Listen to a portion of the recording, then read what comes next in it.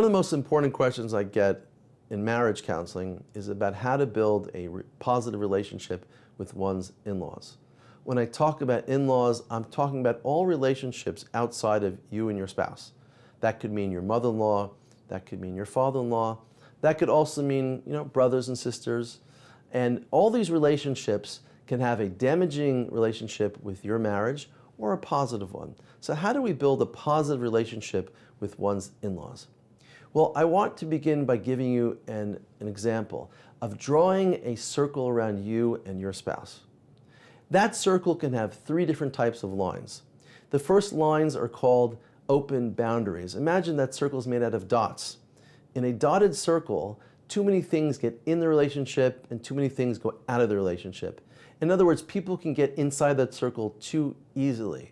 A mother-in-law, a father-in-law will have too much to do with your marriage, or you can go outside of your marriage and start having too much of a relationship with people like your brothers and sisters or your parents to the detriment of your spouse. That's called an open boundary. The second boundary, imagine a circle which has black lines. It's a closed boundary. That would be defined by relationship where there's no relationship with people around you. You don't talk to your mother, you don't talk to your mother-in-law, you don't have any relationship with your siblings in your marriage and so on. And that is called a closed boundary. You have isolated yourself wittingly or unwittingly from relationships around you. It's also an unhealthy boundary. The third boundary is what we're looking for. Imagine a circle with streaked lines around it, and there's little openings between each line. That is what we call a permeable boundary. Not everything gets in and not everything gets out, but some things get in and some things get out. How do you define that boundary? It's all about balance. A person needs to make a fine balance between what goes in the relationship and what gets out of the relationship. I can tell you for sure it's not healthy to talk to your mother or your father too much about your marriage, and it's not very helpful to bring your mother and father into your marriage. Of course, that's not true if you're in an abusive relationship, whether you're physically abused, emotionally abused, sexually abused, then you really need help from other people. I'm talking about a non-abusive relationship where things could just kind of work out. You need to talk directly with your spouse about what's bothering you. If you don't do it, it's called triangulation. Imagine another image. Imagine a triangle, A, B, and C. A and B should be talking to one another all the time. Let's say you're A and your spouse is B. If you have a problem with your spouse, you should talk to them. If they have a problem with you, they should talk to you. But sometimes people involve people outside the relationship. Let's call them C, the third angle, the third point of the triangle. If you involve a C or third person, you're doing something called triangulation. So for example, let's say one day a wife is home and she's upset at her husband and their child is home. And the father walks in the door and the mother turns to the father in front of the child and said, "Here's your lousy father who's always late." What just happened in that negative relationship? What just happened is something called triangulation. Really, the mother is upset at the father, the husband's upset at the wife, whatever that direct relationship may be. In that relationship, they have to turn towards one another. In that case, the mother would have been done best by turning to the father privately and saying, "I'm upset that you're always late when you come home." And the father might have problems with his wife, and he could say things to her as well. It's very, very important to have direct relationship with one another. But in that case, for example, they're involving a C, a third person, the child. It's very negative being triangulated. That child is going to experience a lot of anxiety, a lot of anger. He or she's not going to know who to support, whose side to be on. They're going to get very negative feelings about themselves and about their parents as well.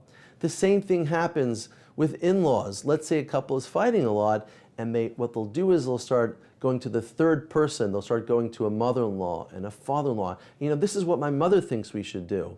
And you should talk to your father before you make that decision. When you do that, you're doing something very negative. You're not respecting the boundary of the relationship. In a healthy, permeable boundary, certain things get in and certain things get out. And therefore, you have to be very, very careful to decide when to break those boundaries. Of course, if you're in an abusive relationship, you need to break those boundaries. But if you're not, I would suggest more. You limit your interaction with your in-laws about very, very personal matters. You should also try to find a balance with you and your husband about how much relationship you have with each other's parents. And it should be balanced, and that's really the key word. I would say you try to divide your time, if both in-laws would like to see you, at least half and half. One Chag, you'll go to one family, one Chag to another family. For Shabbat, you'll go to one family. For another Shabbat, you go to another family. Of course, this really depends on many different factors, but it's important to try to keep the balance. But what's extremely important, if we look at another boundary, is to not break all relationships with your in-laws. I've seen so many hundreds and hundreds of cases where people are so angry at one set of parents to the other, and they break off the relationship. Now, of course, if they're abused, it's another relationship altogether. But if they're in a non-abusive relationship, I try to coach couples all the time, try to keep some relationship with your in-laws. Now, we all know there are in-laws which are too intrusive and invasive in your lives and cause a lot of fighting. Those type of people, you have to spend a little more, take a little more distance from them. It's important to have a bit of a more of a boundary with them. But on the same hand, it's important to have a little bit of a relationship. Even if you're fighting with one of your in-laws, I suggest that you still call them up at least once a week and say Shabbat Shalom to them. Ask them how they're doing just for a few minutes. Maybe once a week is too much, maybe it's once every 2 weeks or once a month. The important thing is try to keep a certain level of politeness with your in-law, but don't involve them too much in your relationship. If they're too much involved in your marriage, it's telling you something about your own relationship, and that's perhaps where your boundary is too open.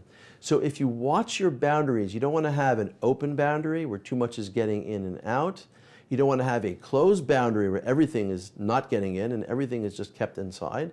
You want to aim towards a balanced boundary, what we call a permeable boundary.